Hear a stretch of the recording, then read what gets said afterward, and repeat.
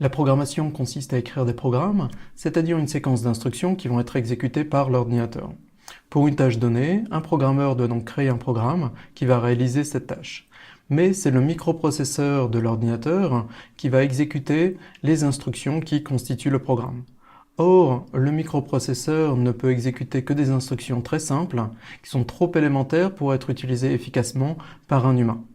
Heureusement, un programmeur peut écrire un programme dans un langage de programmation accessible à un humain, comme le Java, et qui va pouvoir être traduit automatiquement en instructions que le microprocesseur peut comprendre et exécuter.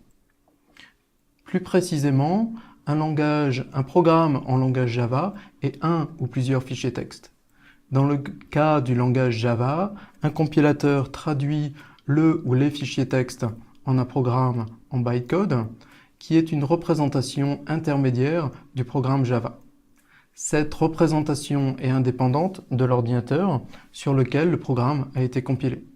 Le programme en bytecode peut alors être interprété par un programme qui s'appelle une machine virtuelle. La machine virtuelle traduit le bytecode en instructions que le microprocesseur peut exécuter.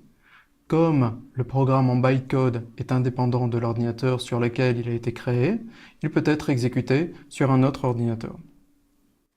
Dans ce cours, vous allez apprendre à analyser un problème pour pouvoir écrire un programme dans un langage de haut niveau. Ce langage sera donc le langage Java, mais nous resterons généraux et vous allez apprendre des principes qui seront valables pour la plupart des langages de programmation. Pour un problème donné, vous allez d'abord devoir réfléchir à la séquence d'instructions que l'ordinateur devra exécuter. Vous pourrez ensuite écrire le programme Java qui correspond à cette séquence d'instructions et compiler votre programme pour créer un programme en bytecode. Il se peut alors que la compilation échoue parce que votre programme ne respecte pas les règles du langage Java. Vous devrez alors revenir sur votre programme pour le corriger. Heureusement, le compilateur Java fournit des messages d'erreur qui vous guideront dans cette correction. Une fois compilé, vous pourrez tester votre programme sur la machine virtuelle et il se peut alors que votre programme ne fasse pas ce que vous souhaitiez qu'il fasse parce que vous avez mal conçu la séquence d'instructions au départ. Vous devrez alors revenir sur l'analyse que vous avez faite du programme, corriger votre séquence d'instructions et continuer le cycle que nous venons de voir. Nous allons créer notre premier programme Java. Il faut tout d'abord ouvrir un environnement de développement. Il y a plusieurs environnements possibles.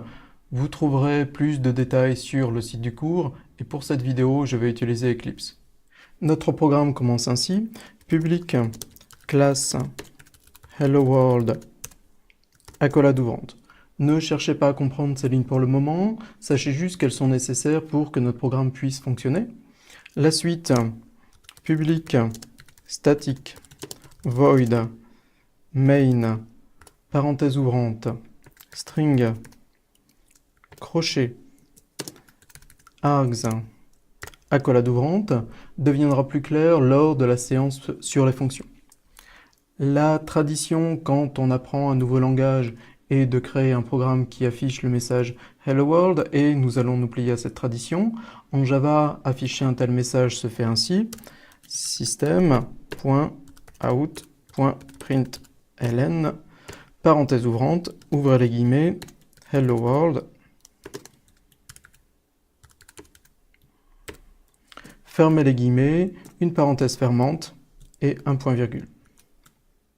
Les accolades ouvertes par les premières lignes doivent être fermées. Vous avez peut-être constaté qu'Eclipse les a ajoutées automatiquement, mais ce n'est pas le cas pour tous les environnements de développement. Faites donc attention à les ajouter si nécessaire. Dès maintenant, faites attention à présenter clairement votre programme. Ce n'est pas nécessaire pour qu'il puisse fonctionner correctement. Par contre, c'est important pour sa lisibilité. Par exemple, j'ai commencé ces lignes sur la première colonne. Ces deux accolades sont alignées. Et les lignes entre ces deux accolades, je les ai décalées un peu vers la droite. Cette ligne qui est entre ces deux accolades qui sont également alignées, je l'ai également décalée vers la droite. Plusieurs règles sont possibles, efforcez-vous d'être cohérent et lisible. Je vais maintenant compiler notre programme. Sur Eclipse, ça se fait en cliquant sur ce bouton-ci, qui lance la compilation et qui exécute notre programme si la compilation s'est bien passée. Comme mon programme est correct, le compilateur a pu créer le programme en bytecode. Eclipse a alors exécuté ce programme en bytecode automatiquement et vous pouvez constater que notre programme a bien affiché le message Hello World. Vous pourrez également constater que la compilation a créé un fichier qui s'appelle helloworld.class et qui contient le programme en bytecode qui a été créé à la compilation. Il est probable qu'en recopiant ce premier programme, vous fassiez une faute de frappe. Que se passe-t-il et que faut-il faire dans ce cas-là? Supposons par exemple que vous ayez oublié le point-virgule ici.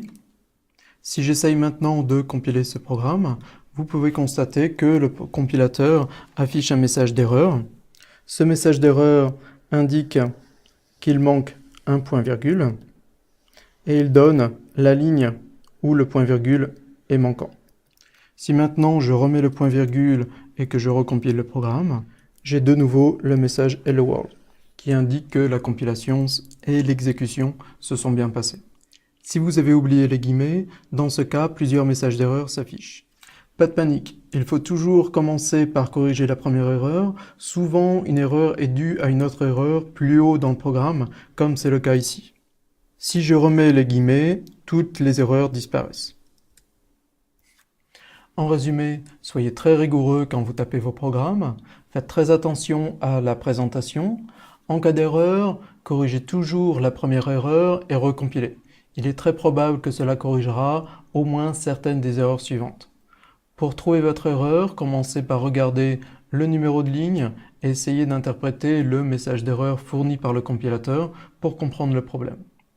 Si vous ne l'avez pas encore fait, je vous invite maintenant à ouvrir votre environnement de développement et à créer votre propre programme Hello World.